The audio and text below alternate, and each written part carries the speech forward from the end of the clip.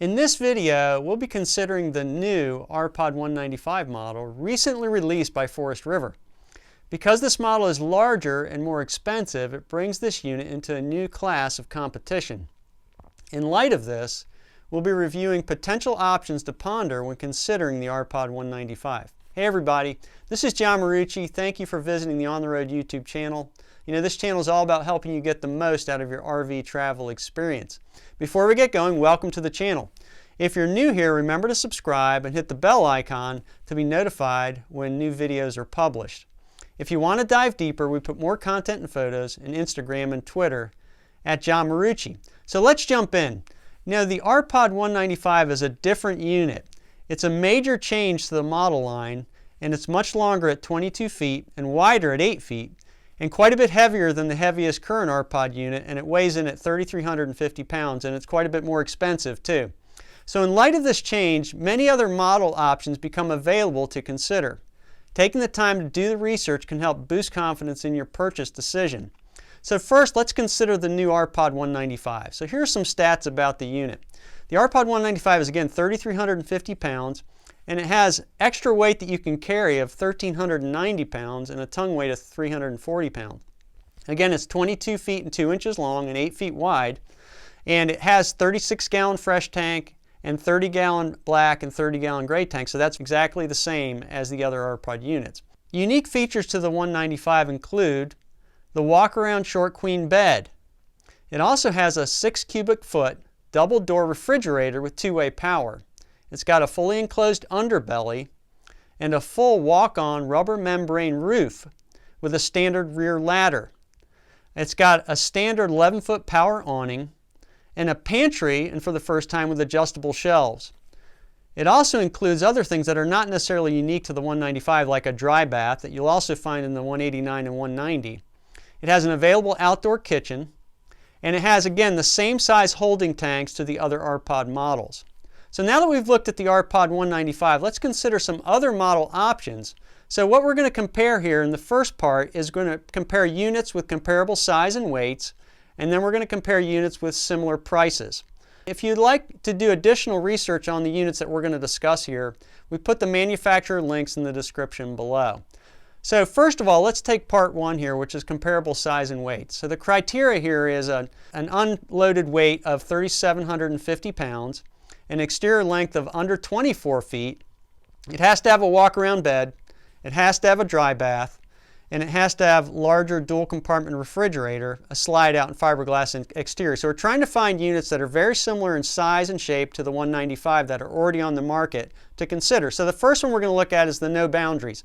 So No Boundaries is also a Forest River product, and now we're going to specifically compare the No Boundaries NB 19.5 2019. Now, it's very similar in weight. It's 3,456 pounds versus the 3,350 of the RPOD 195. And it has 30-gallon fresh tank and 30-gallon gray and black tanks. Now, one of the main differences with No Boundary is it has a full-size queen bed. So not the short queen, but the full-size queen bed. And it has a nice panoramic front window, built-in storage racks, and it has a nice RVT track system on the roof that you can use for various things on the roof. So that's the first one to consider, very similar in size to the 195. That's also a Forest River product. When you go outside of Forest River, we're going to look at the next one, which is the Winnebago Micro Mini, and this is the 2106 FBS. So this comes in very similar priced. This one is 3,705 pounds versus the 3,350 of the 195. However, it has slightly different tanks. It has only a 31-gallon fresh tank, a 25-gallon gray tank, and a 25-gallon black tank. So the tank sizes are actually smaller than the 195. It has a 3-burner range with an oven versus a 2-burner range that you get in the 195. It comes with a backup camera prep kit, and it actually has heated and enclosed under tanks, not just enclosed under tanks, but also heated. The other thing, it has a nice sofa in the slide out. So that's something to consider, is the Winnebago there.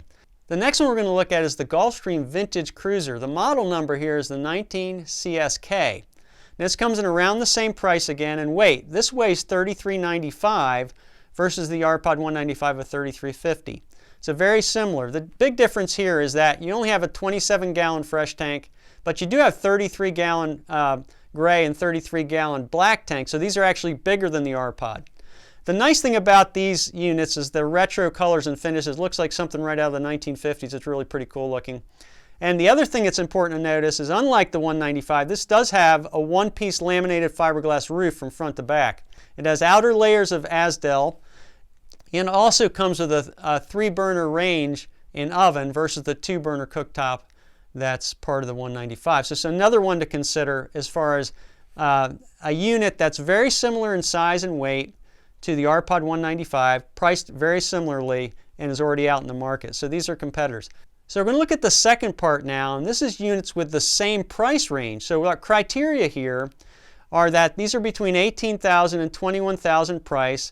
Current prices we're finding on RV Trader without negotiating any kind of deal, but we're finding on RV Trader. And all of these have a weight of under 5,000 pounds unloaded. And so you got to think about this. It may require a different tow vehicle. But the whole point here is to look at other RVs that are really much similar price to the brand new R-Pod 195, but you may get a little more. So the max length that we're going to look at is 28 feet or under. Has to have a slide out. Has to have a fiberglass exterior. And of course it has to have the walk-around bed and the other things that the 195 have. So the first unit we're going to look at is the Rockwood Mini Lite, model number 2109S. Now remember, a Rockwood is also a Forest River product, and this unit is much heavier obviously than the 195. It weighs in about 4,171 pounds versus the 3,300 pounds. And it also has similar setups for tanks, except it has a much bigger fresh tank at 58 gallons. The gray and black tanks are the same at 30 gallons each.